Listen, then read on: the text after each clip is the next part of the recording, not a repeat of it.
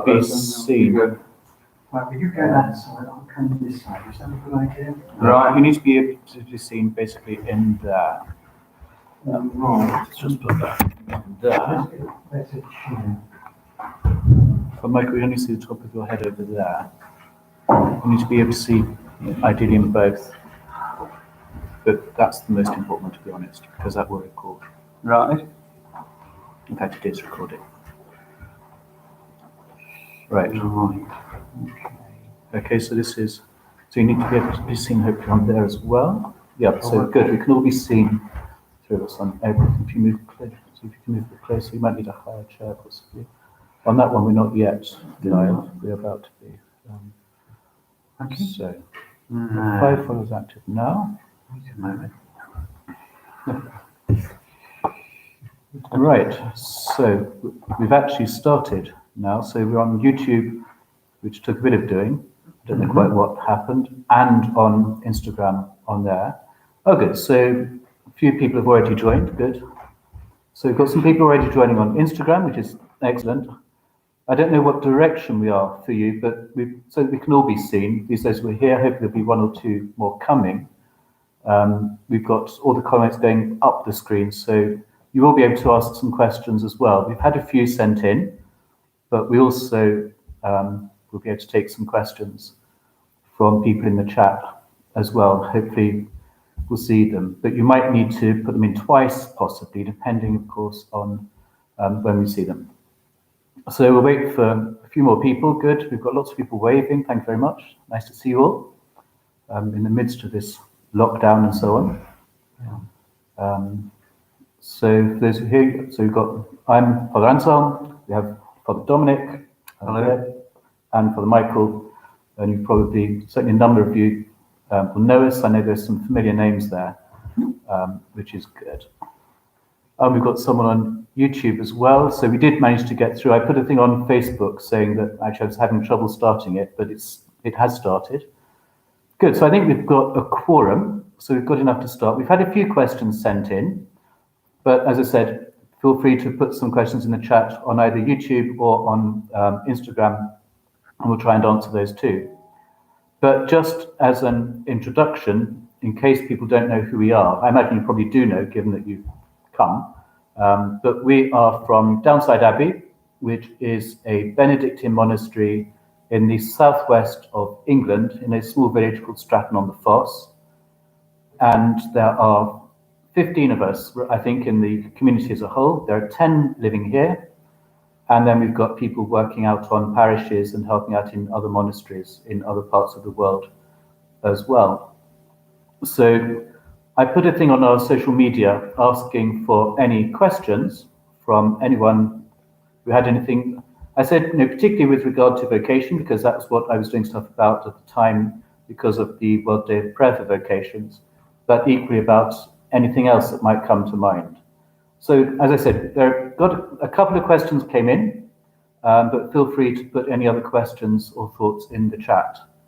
Right, so we've got one over there as well. So we'll start with the ones that were sent in, first of all.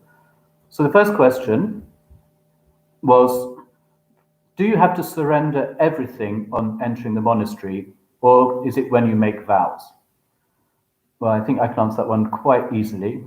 When someone first comes to the monastery, they don't surrender anything in terms of their property and so on. So any money that they've got just remains in their bank account.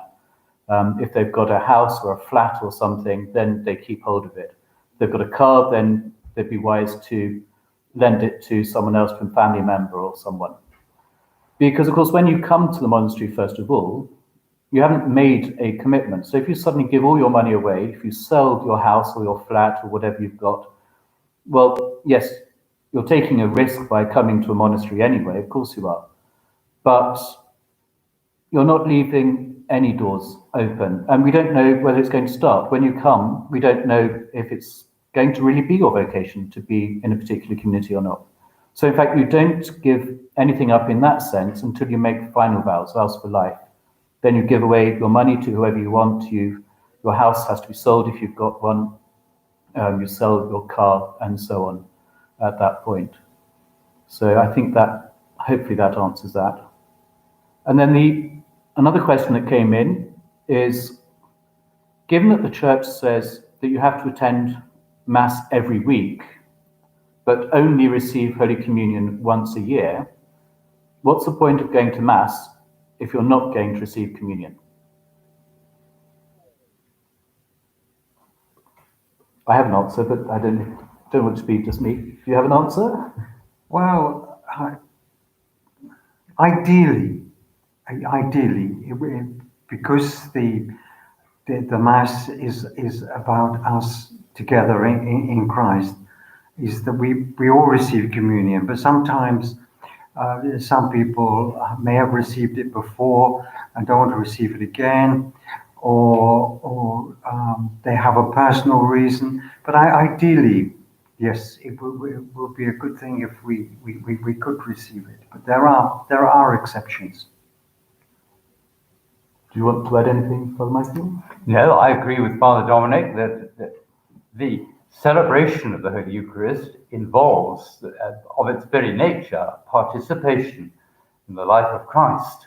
And as a consequence, the communion is the high point of that participation. And in normal circumstances, those who attend Mass, if they can, should also receive the body and blood of Christ at communion. I think there is something else I would add, though, actually, that one of the important things about going to Mass, whether we're going to receive Holy Communion or not, and there are good and valid reasons for not receiving communion, but the important thing actually is going to Mass is a reminder that we're not on our own as Christians, because the Mass is a community activity. It's the activity, if you like, of the whole church, which is why we have set words and set actions. And it's a reminder that being a Christian is not just about me, or me and my family, or even actually me and my parish, but it's me, my parish, this completely random group of people that I might only see once a week. It's me and my diocese, and then the entire world through the bishop with the Pope. And I think going to Mass should remind us of that. And so I think that's one of the very good reasons for going to Mass, even if we're not going to receive communion. And of course, we have the readings, we have the homily, which we don't get, obviously, if we're not if not at Mass. We can read the readings at home. But I think the main thing I'd say is community. A communion in that sense, I think is really important. Now, I've got a question here on YouTube. Would it be worth purchasing a diurnal, a monastic diurnal, rather than using the Divine Office books, the big 3-volume set?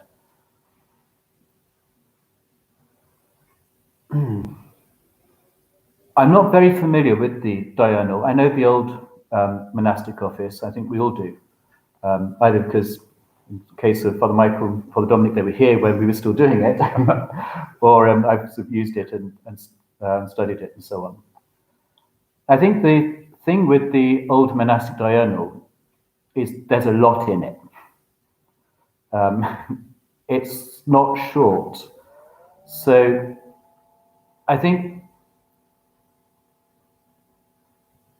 there's something to be said for it in the sense of, you've got all the Psalms, whereas the Roman Office, the Collins books, they miss out some of the Psalms. And of course, you can be flexible in how much of it you say. You might decide just to say 2 Psalms for a given office. But I would have thought for most people, the Roman Office is probably the most suitable one. And the other thing to remember is that the monastic diurnal is used still in some monasteries, but most monasteries throughout the world, I think, have adapted their office with relevant permissions and so on, so that we don't do all, for example, we don't sing all the Psalms in 1 week, we take 2 weeks. But I reckon we probably do about 200 over 2 weeks because we have repetitions. So I hope that answers that question a bit. You sent me an email and I can answer a bit more fully in an email as well. So if you have got questions, do put them in the chat on Instagram or on YouTube and we'll try and answer them. Another question that we had is, what is the difference between Benedictines and other orders like the Dominicans?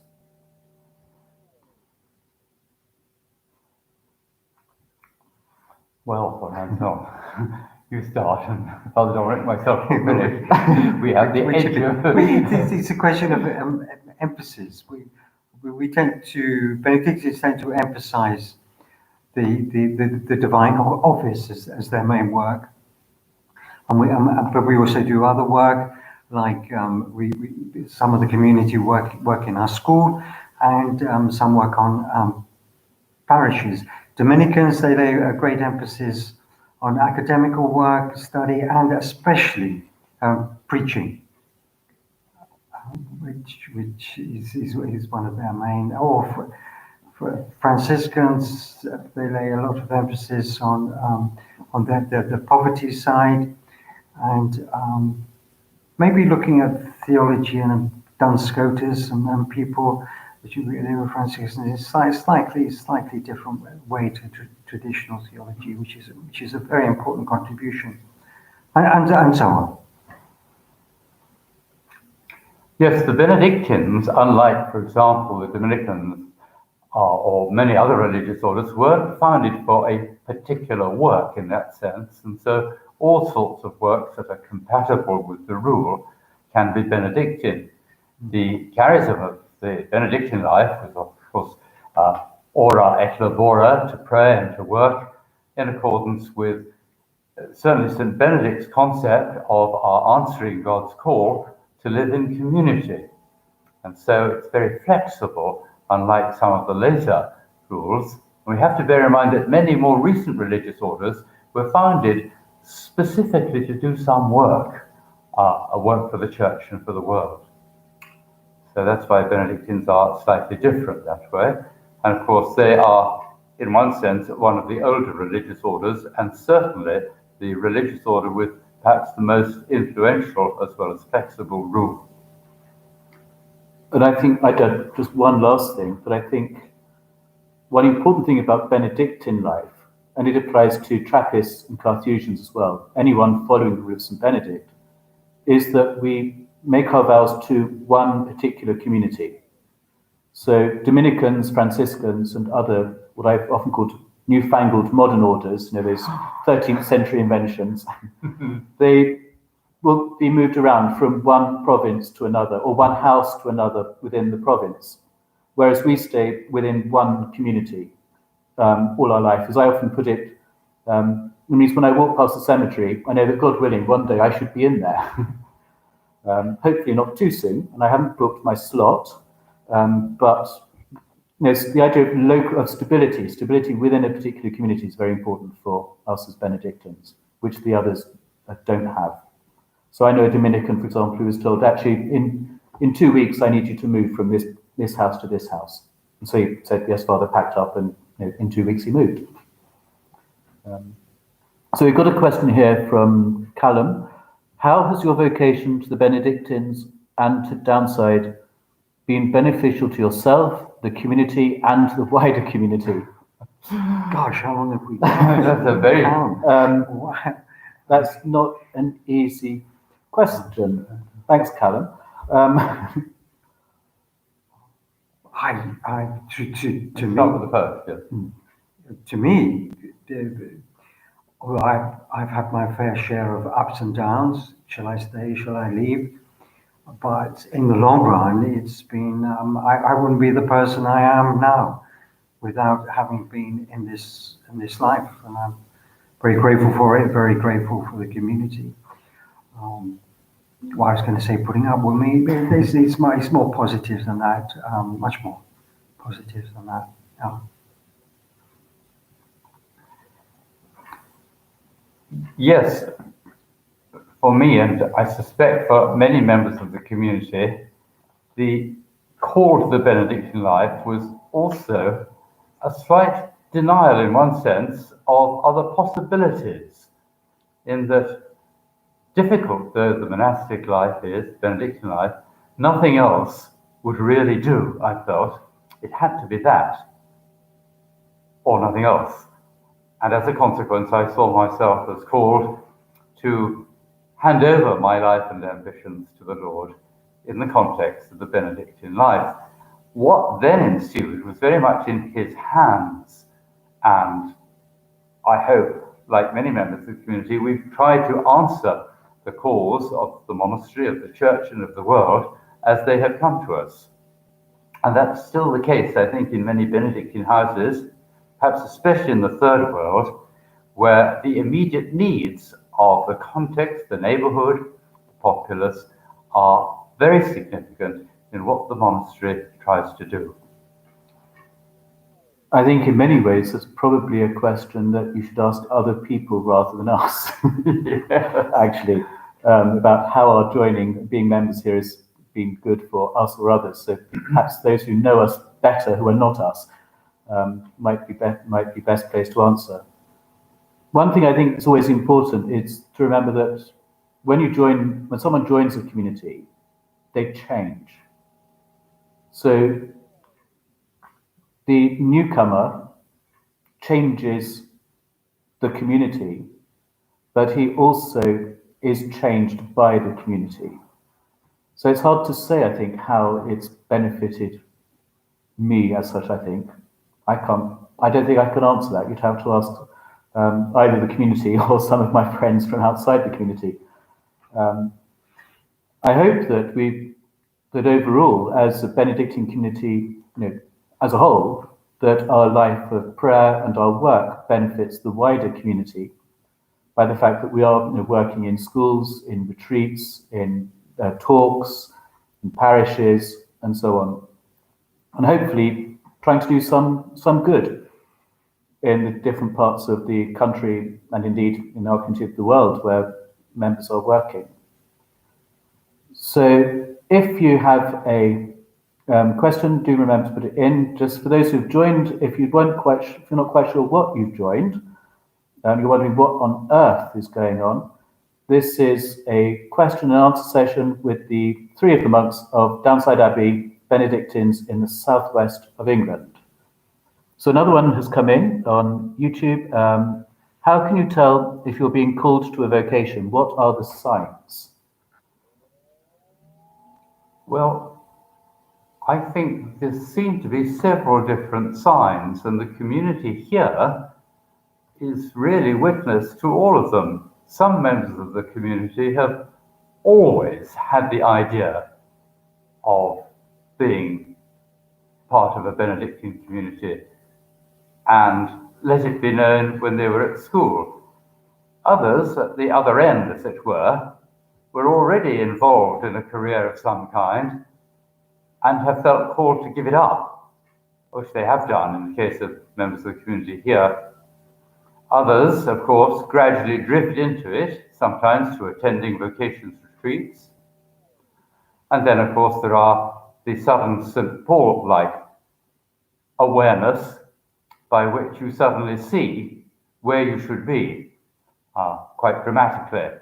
And some members of the community would bear witness to that in their lives. I hand over to Father Dominic. It's like falling in love with someone. How do you know that person is the right person for you? Because you're going to try and spend your life in that relationship. And it's discovering if you are comfortable with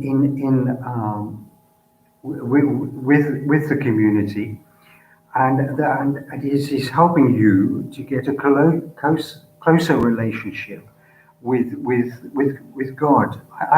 It's all very much revolves around love, and coming to know this can happen when you initially join, sometime afterwards, or very much later on in your life, which it has done with me in many ways, discovering what it really is about. But then I've always been a slow learner. Love. Think in terms of love. I'm actually going to do a video about the sorts of questions that people should ask themselves if they're thinking about the possibility of a vocation of any sense, in any sense. But I think, and I'd agree with everything that Father Michael and Father Dominic have said, I think one of the things is just an attraction to the life.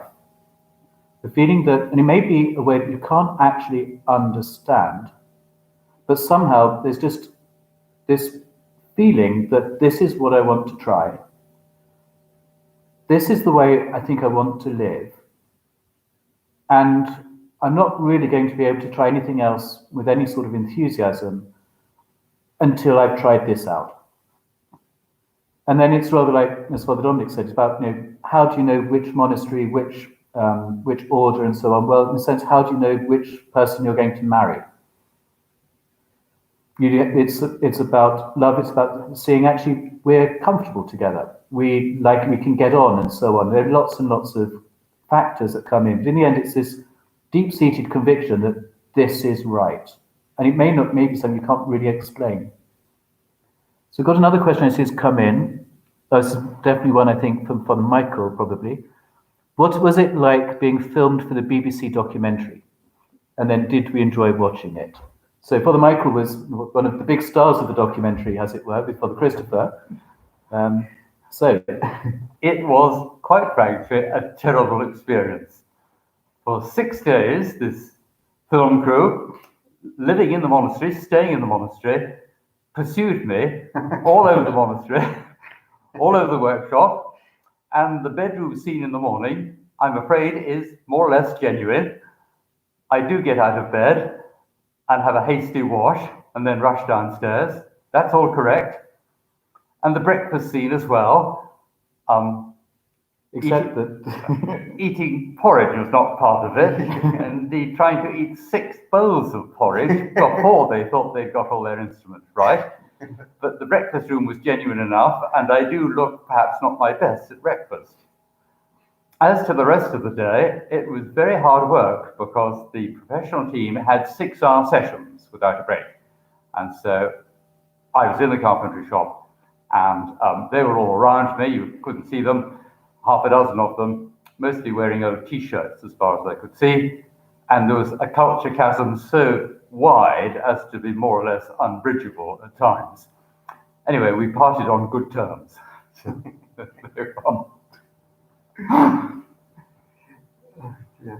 Yes, I was only in the background, so that was quite fortunate. But I found, obviously, because I was only in the background, I just got used to them being around. There was a hilarious point when Father Christopher had made some bread, and as part of it, he was asked to bring it round. And on day one, he did, but because that's not the way it actually normally works. Most of it was reasonably genuine, except it was very silent. So no one actually took the bread. So the following day, a message went around saying, Father Chris was going to bring bread down. Please take some and eat it. Did we enjoy watching it? I found it a bit dull. I didn't watch it. Oh, right. It was beautifully filmed, though. It was extremely beautiful, but they wanted. It was all part of slow television. Yeah, exactly. And they were making our life out to be what it actually is not. It wasn't quite a true version of our life, but that's what they wanted, and that's what we gave them. Hence, it was rather slow, not much talking going on, whereas we relate to each other very much in talk and laughing and jokes and relating. Yeah. We should remember we were the first monastery to receive 2 television awards for that program, most of which was the credit of the team. It was Tiger Lily Productions. Yes, very much so. Yeah. But I like to think that Father Dominic, Father Anselm, myself, and the rest of the community had a small part in that award. Yes. I think the idea of the program was really because it was called, I think, something like Retreat, Reflection from Monastery, something like that. And so the idea was a sort of a 1-hour retreat from the hustle and bustle of everyday life, which was, of course, why they focused on the silent parts of our life. And there are parts of our life that are silent. We're not always sitting in front of computers talking to people on the other side. And in some ways, actually, it reflected more of what our life is like during our own community retreat. Actually, in many ways, when we do have more silence, for example, we don't talk to each other so much. But it did make us all look extremely serious. There all the is time. one aspect is in this country, the regulations require there to be subtitles for all such television programs. As there was no speech and only natural sounds, the subtitle firm had considerable difficulties. And if you care to see it, you'll hear a live bonk, and then the subtitle appears, Father Michael drops mallet on floor. And then there's another bonk, Father Michael picks it up. And so it goes on like this, and as the tension mounts, you see. Right, so as I say, we've still got a little bit of time, so if you have got some questions, do put them in the chat on either forum. Another question is a very simple one. Are you all priests? Yes, Yep. all three of us are. We are all, not all the community are currently, though Don John is in training probably for the priesthood.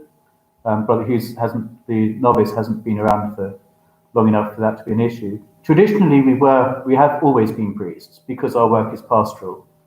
But if someone were interested and wanted to join us, but said, actually, but I really don't feel I have a vocation to the priesthood, we wouldn't be turning them away just because they said, oh, no, I don't think I want to be a priest. In the past, we probably would have done and said, well, try somewhere else. But our attitude, I think, to priesthood in relation to monastic life has developed, as in, I think, lots of monasteries. Yes, definitely. And then, unless someone else appears, the last question, how has the lockdown affected you? For those who might be abroad, and I don't know where you all are, I can't tell. Obviously, because of the coronavirus, there have been various restrictions placed on movement and so on by the government, and indeed by the church in terms of attendance at church services and so on. So inevitably, it has had an effect. I don't know if you want to, one of you say. Well, I'm being of my age of 78. Really am confined to barracks, and I'm not allowed, and quite rightly so, outside the perimeter of the monastery, the grounds. I can't go out and have a quick visit to supermarket or something because of the dangers and because of my age. So we're doing our best to conform to everything. And Father Anson's been doing stalwart work in seeing that our masses and our office is streamlined to people, which is our particular outreach at the moment. Yes, this has proved for me to be one of the most difficult experiences in the whole of my monastic life. I've been here for over 50 years now, and being parish priest as well has placed upon me demands I had never expected. The number of phone calls doubled and then tripled, of course, as parishioners wanted help of all kinds and counselling. So it has been a very difficult period for me as we've tried to readjust, and thanks to Father Anselm and others, to restructure our lives so that we can actually use modern technology to keep in touch. There have been advantages, of course, in that my pace of life has slowed down considerably, more time for reading, for prayer, for exercise, and for meditation. And so, in one sense, there have been blessings. I think we'd have to say they have come at a price. Thank you. Yes, I quite enjoyed it. It has changed things notably because we're living in many ways, as I've often put it, much more like an enclosed monastic community, in the sense that none of us leave the monastery grounds unless absolutely necessary, and then with explicit permission from the prior, who's the superior, even to go into the school next door, for example. So we're avoiding contact as much as possible with people who are not members of the community. Because obviously we live under one roof, so we function in that way as a family unit. So that has made obviously quite a difference in terms of, as Father Michael said, pastoral work, just being able to pop down to get a pint of milk or something if needed, or whatever.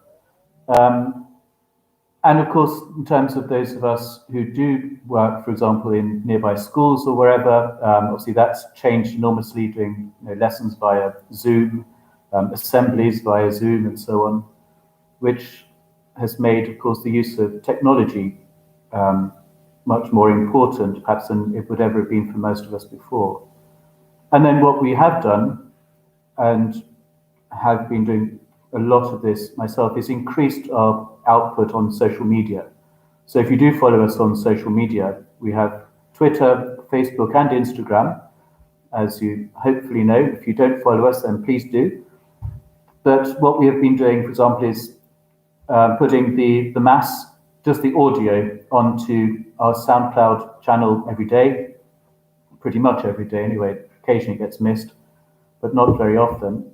We can't live stream because we don't have Wi-Fi or anything in the church, so we can't do that. So we do the audio. We've increased the number of posts on Instagram, Facebook, and what have you, in the hope of trying to help people spiritually as well, with some outreach from the monastery to the ends of the earth, because obviously it's not just people in our immediate vicinity in our parish, but all over the place. So then this is your final chance to put some questions in. Welcome to all those who've joined. I've seen various new names appear.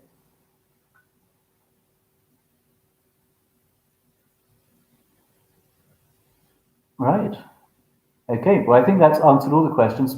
There is one, in that's what someone simply said, will there be more in terms of Q&A and such like? And I think the answer is yes. Certainly, it seems to work reasonably well. You've come to watch, so hopefully it means there's some interest. So there will be more, and then we will put it on our different social media channels to let you know when it's going to be. So thank you very much for joining us. Hope you have a good weekend, a good Sunday. Find a nice streamed Mass to watch somewhere. And of course, this coming Thursday is the Ascension, which would have been a day of obligation, but of course isn't, since you can't actually go anywhere to get to a Mass. But there will be live streamed Masses, and you can always listen to us via the homily and podcast section of our website, which is downsideabbey.co.uk. So thank you very much to Father Michael and Father Dominic too for joining me.